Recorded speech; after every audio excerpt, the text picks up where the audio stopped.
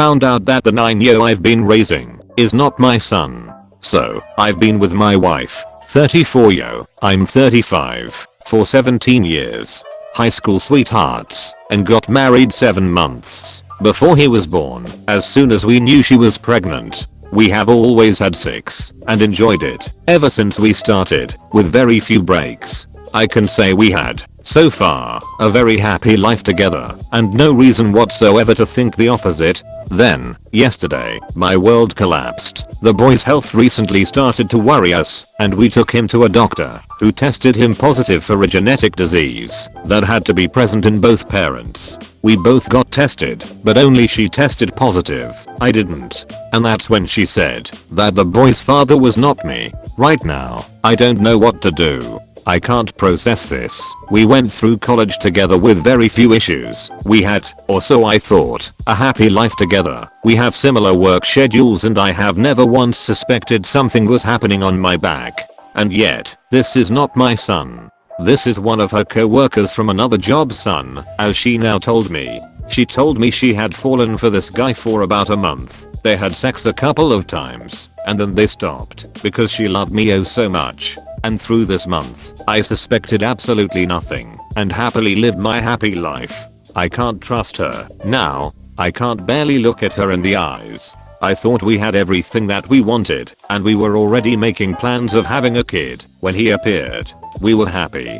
I was genuinely happy. And now, I can't help it but feel that I lived a 9-year-old lie. I remember proposing, humorously, that we get a parenting test at the time because I was still using condoms, and she just told me don't be silly in an expectable reply. She could have freaked out or get defensive, but acting normal was all she had to do to make it go away. I was actually kidding, and now, more than ever, I regret that. She knew I was kidding.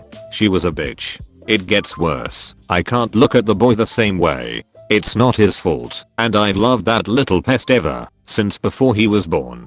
But I can't feel that now. I feel he's someone I raised, but he's not my son. I was taken that connection away. With him, with her, with everything. And he's got a fucking life-threatening disease that may require a liver transplant, and will probably need me more than ever. We have a big house, good cars, a nice life without any financial worries, but I lost what mattered the most. I need help coping with this. I don't know what to do, or who to speak to about this. I have to let this out, or I'll snap. It's all a whirlpool of emotions. Hate and rage. Not healthy at all. We are still together, but I don't know if we can make it. I can't look at her, I can't tolerate her voice, and I have started to be cold to the boy, which I'm feeling absolutely miserable about. He is a smart kid, and he already knows something is wrong. But I can't help it. She said it only happened that time. She felt adventurous. She just wanted something out of routine, but I can't believe her. This was not simply being cheated. My life became a lie, and I feel I lost everything but the meaningless things. She's not the person I knew. He's not my son, and all in all, I'm alone, and without offspring of my own. Has anyone been here and got a happy ending? I don't want a divorce, because that would be ending all that we ever had, but on the other hand, I question whatever it was that we really had.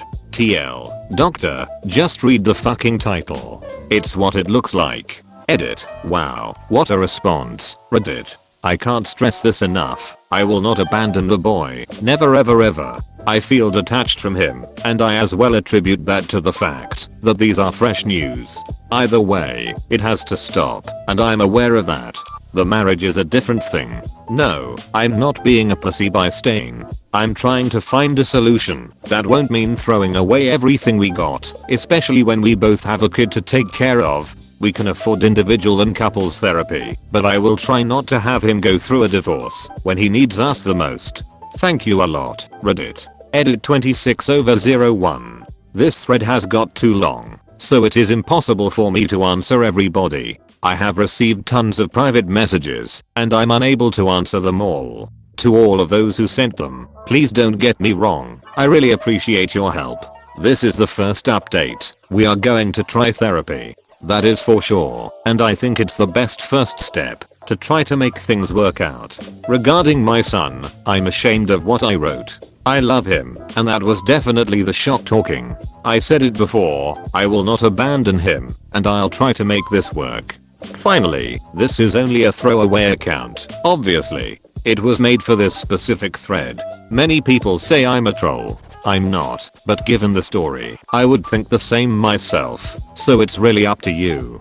But even if I were, I do think that healthy discussions like this one should be encouraged. Asterisk asterisk another Reddit, same day, asterisk asterisk I have never seen or heard, if that matters, the movie Chaos Theory, but it has been mentioned so many times that got me curious. Something similar happened to me recently. My ex-wife and I divorced 10 years ago. For the last 10 years I have had joint custody of my 14-year-old son. 6 months ago her boyfriend dumped her and kicked her out, leaving her homeless, and I had to find out through a third party that my son was actually living at his aunt's house. When I confronted my ex-wife about this, insisting that if he had one stable parent, he should live with that parent, not an aunt, she said that she would be getting her stuff together soon. 6 weeks later she emailed me saying she had just done a DNA test and that my son was actually fathered by her co-worker from 15 years ago. Apparently she had tracked down the father and asked him to do one of those $99 home paternity test kits. A few days later I got a copy of the paperwork in the mail. I was crushed. I called in sick for I don't know how long, and then drank myself stupid for about a week while thinking some of the craziest, most angry, spiteful, retaliatory bullshit a guy could conceive of. I mean, I seriously wanted to stab this bitch in the uterus with a rusty screwdriver. After about a week of this, I managed to pick myself up, dust myself off, and call my son to tell him that I may not be his father, but I'm still his dad. Goddammit. I told him that no piece of paper is ever going to change that. I told him that he is everything that he is because of how I raised him. I said that I would always love him. You know what he said? But because I was worried that you'd leave me when you got the news. TL. Doctor, your wife may be the biggest cunt on earth for doing this, but your son is your son no matter what. He needs you, man. I'm 30 years old. My mom told me when I was in my teens that the man I knew as my father wasn't my biological father. It didn't matter then, and it doesn't matter now. My father is my hero, the man I respect most in this world, and I'm proud to bear his family name and pass that on to my new family. He is my father, and that's really all there is to it. When that little boy looks up and calls you daddy, he doesn't give a fudge about blood or DNA. I can understand you feeling hurt and betrayed. Perfectly natural. Up until this new info shocked your world, you were happy. Why can't you continue to be so? It may not happen overnight, or even within the next month. Take some time and get yourself together. Yes, your wife screwed up. Big time. She should have been honest with you. Think about why she wasn't, why she couldn't. People in relationships screw up all the time. Sometimes big, sometimes small. If we truly love them, and they love us, then we learn to forgive and move on with our lives. Holding on to hate, anger, and rage, what good would that do here? For you, your wife, or the boy. I'm not my father's biological son. My father wasn't faithful either. They're still married. They still love each other, in their own way. They gave me the best damn household I could have ever asked for. Sometimes, life isn't storybook. It takes weird twists and turns.